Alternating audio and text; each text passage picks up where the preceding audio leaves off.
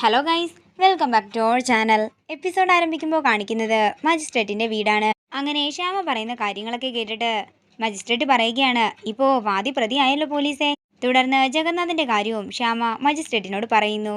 എന്താണെങ്കിലും ഈ കേസ് ആരൊക്കെ കൂടി ഉണ്ടാക്കിയെടുത്തതാണെന്ന് കോടതിക്ക് പ്രഥമ ദൃഷ്ടിയിൽ തന്നെ മനസ്സിലാകുന്നുണ്ട്. അതുകൊണ്ട് ഈ കേസ് ഇവിടെ തന്നെ വെച്ച് നിർത്തുന്നു. കൂടാതെ ഇതിന്റെ പിന്നിൽ ആരൊക്കെയുണ്ടോ അവരെയൊക്കെ എത്രയും പെട്ടെന്ന് കോടതി കണ്ടുപിടിച്ചിരിക്കുമെന്നും മജിസ്ട്രേറ്റ് പറയുകയാണ്. ഇതൊക്കെ കേട്ട് സന്തോഷത്തോടെ നിൽക്കുകയാണ് വർമ്മയും മക്കളും. എന്നാൽ പേടിയോടെ മജിസ്ട്രേറ്റിനെ നോക്കുകയാണ് ജയേഷ്. തുടർന്ന് ശ്യാമ വർമ്മയുടെ അടുത്തേക്ക് ചെല്ലുമ്പോൾ വർമ്മ സന്തോഷത്തോടെ ശ്യാമയെ ചേർത്ത് പിടിക്കുകയാണ്. അതേസമയം ജയേഷ് വരുമ്പോൾ ആദി ദേഷ്യത്തോടെ പറയുകയാണ്, എടാ ജയേഷേ, നിന്നെ എന്താണെങ്കിലും ഞങ്ങള് വെറുതെ വിടാൻ പോകുന്നില്ല. ഇത് കേൾക്കുന്ന ജയേഷ് ദേഷ്യത്തോടെ തന്റെ ജീപ്പിലേക്ക് കയറുകയാണ്. തുടർന്ന് വർമ്മ ശ്യാമയോട് പറയുകയാണ്, മോളെ, നീയേ ഏറ്റവും ബുദ്ധിമതിയും ഏറ്റവും ശക്തിയുമാണ്. നിന്റെ വിവേകത്തിനൊപ്പം ഞങ്ങളുടെയൊക്കെ വിവേകം ചേർത്താലും അതൊന്നും ഒന്നുമല്ല.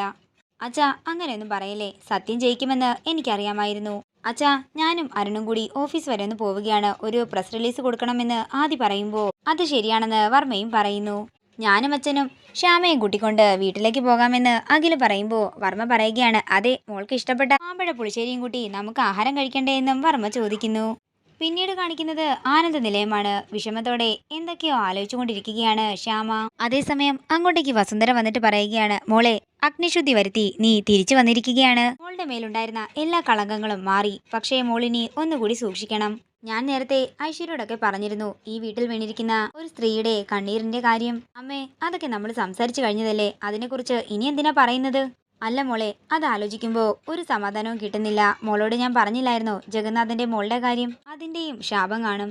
പക്ഷേ ഒരു കുഞ്ഞുകൂടി ഉണ്ടെന്നല്ലേ പറഞ്ഞത്? അതാരായിരിക്കും? ഈ മുൻതലമുറയിലെ ആരെങ്കിലും ആയിരിക്കുമോ എന്ന് വസുന്ധര പറയുമ്പോൾ ശ്യാമ മനസ്സിൽ പറയുകയാണ്, അത് മറ്റാരുമല്ല, അമ്മ കാരണം കണ്ണീര് കുടിച്ച അശ്വതി ചേച്ചിയും മോളും തന്നെയാണ്. അമ്മ വെറുതെ ഒന്നും ആലോചിച്ച് വിഷമിക്കാതിരിക്കാൻ ശ്യാമ പറയുമ്പോൾ എന്തു പറ്റിയെന്ന് ചോദിച്ച് അമൃത അങ്ങോട്ടേക്ക് വരുന്നു. അത് അമ്മ ഓരോന്നൊക്കെ പറഞ്ഞ് വിഷമത്തോടെ ഇരിക്കുകയാണെന്ന് ശ്യാമ പറയുമ്പോൾ അമൃത പറയുകയാണ്, അമ്മ സമാധാനമായി ഇരിക്കുക. ശ്യാമ ഇനി എല്ലാ കാര്യങ്ങളും ശ്രദ്ധിച്ച് മുന്നോട്ട് പോവുകയുള്ളൂ. അതേസമയം ഐശ്വര്യയും അങ്ങോട്ടേക്ക് വരുന്നു. തുടർന്ന് 3 പേരെയും ചേർത്ത് പിടിച്ച് വസുന്ധര പറയുകയാണ്, നിങ്ങൾ 3 പേരും ഒറ്റക്കെട്ടായി എല്ലാ കാര്യത്തിനും ഉണ്ടാകണം. അതേസമയം ആദിയും അരുണും അഖിലും കൂടി അങ്ങോട്ടേക്ക് വരികയാണ്. ജയേഷിന് ഞങ്ങളൊരു സമ്മാനം കൊടുത്തിട്ടുണ്ട്, സസ്പെൻഷൻ. ഇത് കേൾക്കുന്ന എല്ലാവർക്കും സന്തോഷമാവുകയാണ്. നേരം രാത്രിയാകുന്നു. പിന്നീട് കാണിക്കുന്നത് ശ്യാമ തന്റെ കണ്ണന്റെ മുന്നിൽ പ്രാർത്ഥിച്ചുകൊണ്ട് നിൽക്കുമ്പോൾ അങ്ങോട്ടേക്ക് അഖില് വരികയാണ്. എന്താടോ, എന്തു പറ്റിയെന്ന് അഖില് ചോദിക്കുമ്പോൾ ശ്യാമ പറയുകയാണ്, ഇന്ന് മുഴുവൻ എന്റെ കൃഷ്ണന്റെ മുമ്പിൽ ഇങ്ങനെ പ്രാർത്ഥിച്ചു കൊണ്ടിരിക്കാനാ എനിക്ക് തോന്നുന്നത്. എന്റെ കണ്ണൻ ഉള്ളത് കൊണ്ടല്ലേ, അല്ലെങ്കിൽ ഞാൻ ഇന്ന് മുഴുവൻ ജയിലിൽ കിടക്കേണ്ടതല്ലേ. എടോ, തന്റെ ഉള്ളിലെ നന്മ കാരണം തന്റെ കണ്ണൻ തന്റെ എപ്പോഴും ഉണ്ടാകുമെന്ന് അഖില് പറയുകയാണ്. തുടർന്ന് കവറിന്റെ ഉള്ളിൽ ശ്രീകൃഷ്ണന്റെ മുദ്ര പതിപ്പിച്ച കാര്യം ശ്യാമ പറയുകയാണ്. ഞാൻ പറഞ്ഞപ്പോ ജിയമ്മിനൊക്കെ അതൊത്തിരി ഇഷ്ടമായിരുന്നു. ഇപ്പോൾ എനിക്ക് തോന്നുന്നത് കണ്ണൻ എന്നെ കൊണ്ട് അങ്ങനെയൊക്കെ തോന്നിപ്പിച്ചതായിരിക്കുമെന്നാ. എങ്കിലേ ഞാനൊരു കാര്യം പറയട്ടെ, തന്റെ കണ്ണൻ ഇപ്പോ എന്റെ മനസ്സിലും ചിലതൊക്കെ തോന്നിപ്പിക്കുന്നുണ്ട്. എന്താണെന്ന് ശ്യാമ ചോദിക്കുമ്പോൾ അഖില് പറയുകയാണ്, തന്നെ ഇങ്ങനെ ഓഫീസ് കാര്യങ്ങളിൽ മാത്രം തളച്ചിടരുതെന്നാ. താൻ ഈ പാട്ടിന്റെ കാര്യം സീരിയസ് ആയിട്ട് എടുക്കണം. താൻ ഇനി അധികം ഓഫീസ് ജോലികളൊന്നും നോക്കണ്ട. അച്ഛനോട് ഞാൻ കാര്യങ്ങളൊക്കെ പറഞ്ഞോളാം. പിന്നെ പാട്ടിന്റെ കാര്യം പറയാൻ പറ്റില്ലല്ലോ, അതുകൊണ്ട് ഞാൻ മറ്റെന്തെങ്കിലും പറഞ്ഞോളാം. ഇത് കേൾക്കുന്ന ശ്യാമ പറയുകയാണ്, അപ്പോൾ സാർ അരുന്ധതി മേഡത്തിന്റെ കരാറോ അവരിങ്ങോട്ട് വരട്ടെ, ഞാൻ അവരെ ശരിയാക്കാനിരിക്കുകയാണ്. എന്തായാലും ശശികുമാർ സാറിനെ കാര്യങ്ങളൊക്കെ അറിയിക്കണമെന്ന് അഖില് പറയുമ്പോൾ സാറിപ്പോ സീരിയസ് ആണല്ലേ എന്ന് ശ്യാമ ചോദിക്കുന്നു. പിന്നെ സാർ, എനിക്കൊരു കാര്യം പറയാനുണ്ട്. ഇനിയൊരു കമ്പനി തുടങ്ങുമ്പോൾ സംഗീത ലോകത്തുനിന്ന് ഔട്ടായിപ്പോയ കുറെ പേരുണ്ട്. അവരെയൊക്കെ നമുക്കൊന്ന് എടുത്താലോ? അതിനെന്താടോ, നമുക്ക് ആലോചിക്കാമെന്ന് അഖില് പറയുമ്പോൾ ശ്യാമയ്ക്ക് സന്തോഷമാകുന്നു.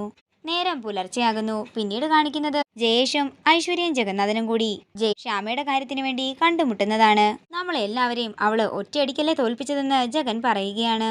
ഇതിലും വലിയൊരു തോൽവി SIക്ക് ഇനി ജീവിതത്തിൽ വരാനുണ്ടോ? വല്ലാത്തൊരു നാണക്കേടായി പോയെന്ന് ജഗൻ പറയുമ്പോൾ ജയേഷ് പറയുകയാണ്, നിങ്ങൾ പറയുന്ന കേട്ടാ തോന്നുമല്ലോ എല്ലാത്തിനും കാരണം ഞാനാണെന്ന്. ഞാനെല്ലാം കൃത്യമായി തന്നെയാ ചെയ്തത്. കുഴപ്പം സംഭവിച്ചതേ ജഗൻജിയുടെ ഭാഗത്തുനിന്നാ. ഡ്യൂപ്ലിക്കേറ്റ് കവർ ഉണ്ടാക്കുമ്പോഴേ വ്യക്തമായി ശ്രദ്ധിക്കണമായിരുന്നു. ഓരോ ഇഞ്ച് ഞങ്ങൾ വ്യക്തമായി നോക്കിയിട്ട് പ്രിന്റ് ചെയ്തത്. ഞങ്ങൾ അറിഞ്ഞോ അവള് ഉള്ളിൽ ശ്രീകൃഷ്ണന്റെ മുദ്ര പതിപ്പിക്കുമെന്ന്? അത് നമ്മൾ ശ്രദ്ധിക്കേണ്ട കാര്യം തന്നെയായിരുന്നെന്ന് ഐശ്വര്യ പറയുമ്പോൾ എന്റെ ഭാഗത്തുനിന്ന് പറ്റിയ തെറ്റാ, നിങ്ങൾ എന്നോട് ക്ഷമിക്കാൻ ജഗൻ പറയുന്നു.